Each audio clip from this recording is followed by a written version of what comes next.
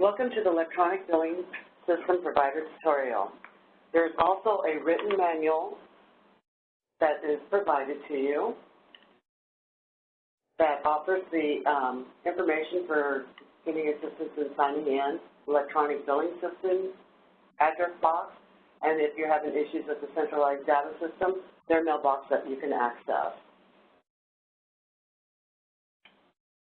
At this time, we will access the EBS system, and it will be the test system. To access, you would enter in the DHHS-TSP1-DHHS.ne.gov, and it will automatically bring you to the login page. Please review this disclaimer before proceeding. Your username and password have been provided for you, and you will just enter that in. This is the same as if you were on CBS, you would use the same password.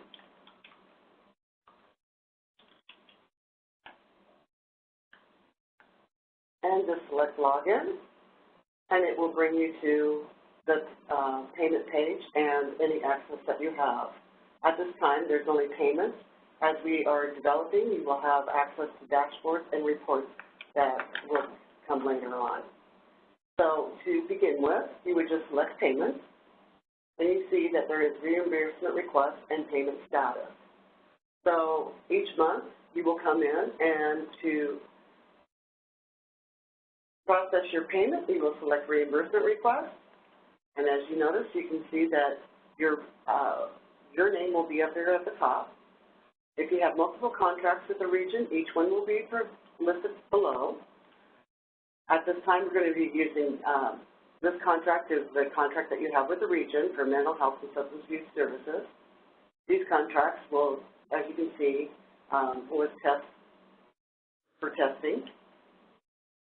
The plus button here is to expand the information that's below each contract. And if you select the minus, it compresses the information. To change the size of your screen to fit your computer, you can go Control minus or Control plus to make it as large as you want.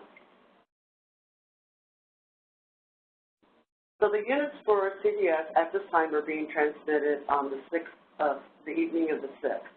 So on like the 7th of the month, you will come in and select New Request to create a PRR, which is your provider reimbursement. And again, it is up here the vendor's name, the contract, the status of your pending reimbursement request, and the amount. MRR date is master reimbursement date, and the date that the provider reimbursement request was created is today at 12/21 is date and time stamp, and the contract description. The screens are split up by mental health services and substance abuse services. And we'll go through each segment. For now, we'll just go through the screens.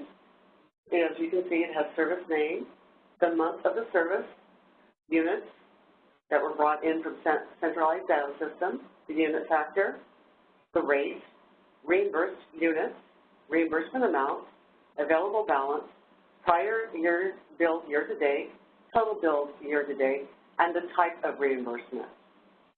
So each month, the units that you entered in or the information that you entered into CBS automatically will come into EBS each month. And it goes by each service that is in there. You also have, for your expense reimbursements, just like you have submitted before, you have the BH form. Down here you have your page numbers. So there's multiple pages that you can go.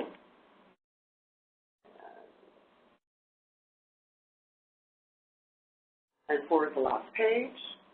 You can also look at 5 items, 10 items, or you can select 20.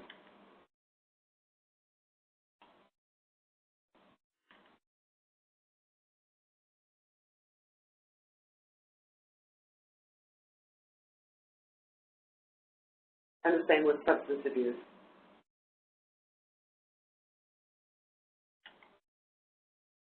So these are the units that were brought in, and they're already calculated, so you don't have to do anything on that. As you can see, it totals the mental health reimbursement, and it also has a total for the substance use. And then it totals the amount up here.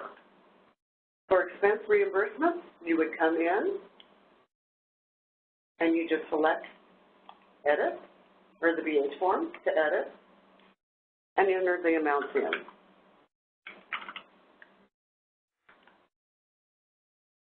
And as you can see at the bottom, it is calculating as we go.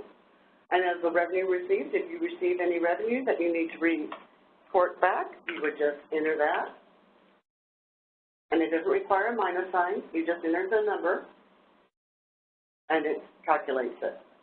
You have 3 buttons down here: save the information, cancel, and delete. Delete is delete the information. Cancel, you would go out of it, and it cancels the request.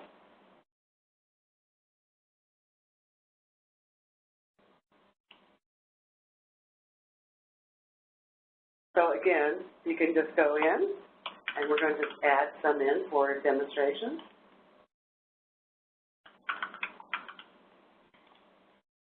And we'll select Save. And as you can see, it has added it up on the top too. Down here, you will see that there are 3 different types of payments. There is the CDS, comes from the centralized data system, the BH form, which is an expense reimbursement, and there is also EBS. That is services that are paid by a rate that you will need to enter the number of units. So down here, you had 3 units. So you just enter number 3, select Update, and it automatically calculates for you.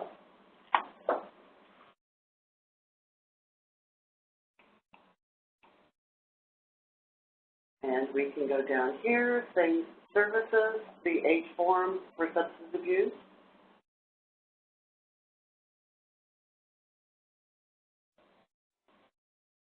And at this time then, if everything is correct, you can make any notes down here.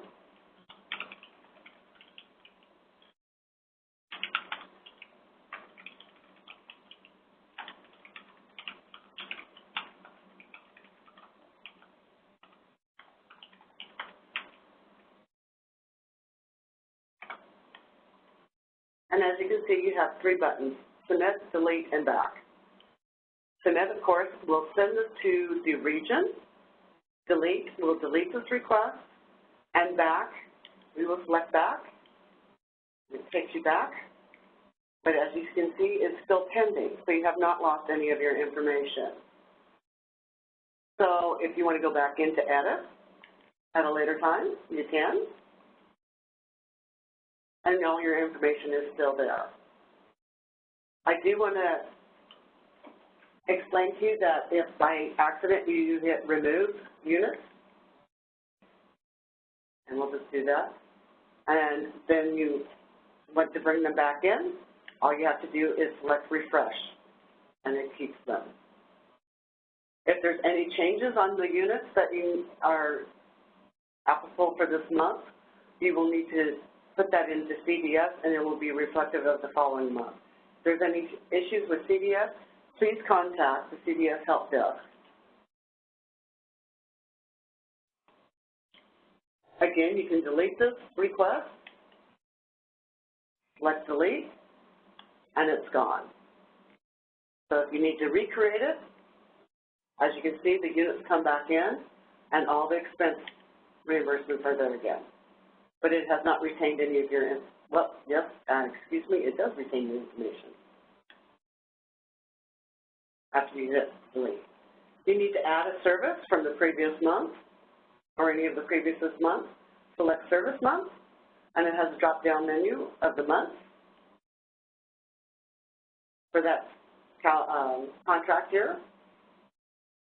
And so let's just select February, and it automatically populates what services that are applicable for you to bill.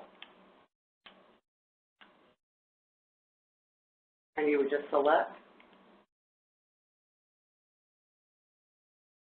we'll just select when's that error.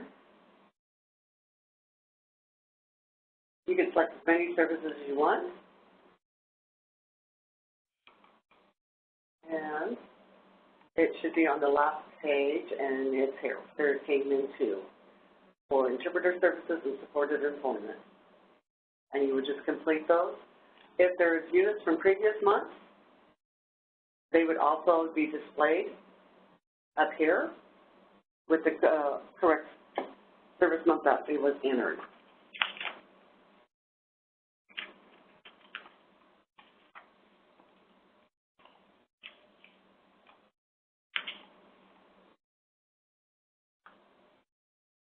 And as we scroll through, you would verify your billing. Once you submit the bill to the region, you will not be able to do any changes unless you contact the region or contract owner and have them reject back to you. At this time, I'm not going to go ahead and submit. Your other selection that you have is payment status. And this could show on here the contract, the owner contract name, the start and end date of your contract, when the master reimbursement request was sent in, when the purchase order was created, the status of the purchase order, you have rejected or there's approved, paid amount, held amount. Well, this will also be pending, excuse me.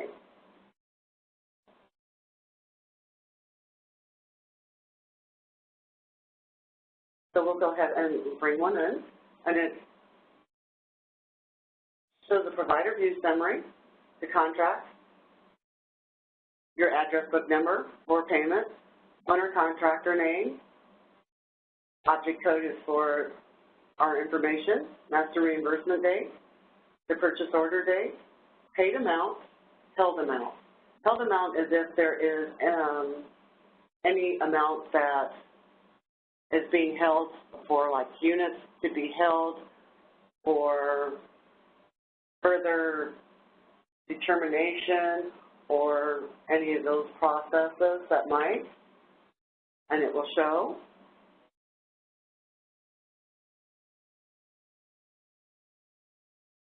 And again, there's multiple pages.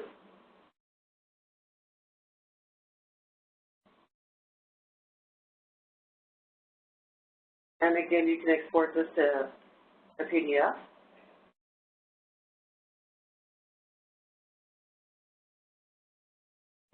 And save it that way.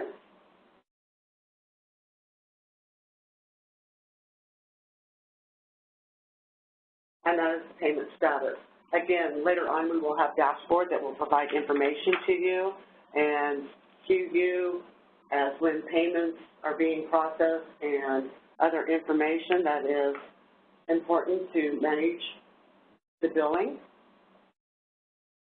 If you have any questions or any comments, please contact the electronic billing system. We appreciate your help and the success of this project, and good luck. Thank you.